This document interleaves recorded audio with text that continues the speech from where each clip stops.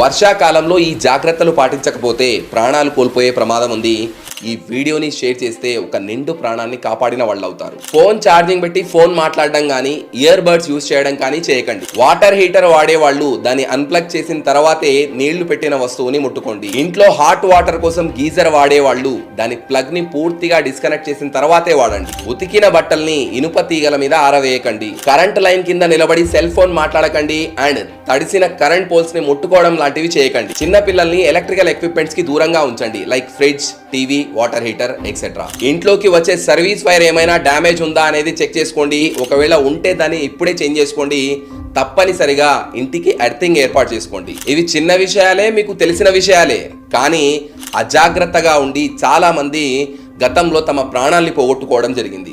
మీకు మీ friends and ఫ్యామిలీకి ఇలాంటివి జరగకూడదు అంటే ఈ జాగ్రత్తలు తప్పకుండా పాటించండి. వాళ్ళందరికీ ఈ వీడియోని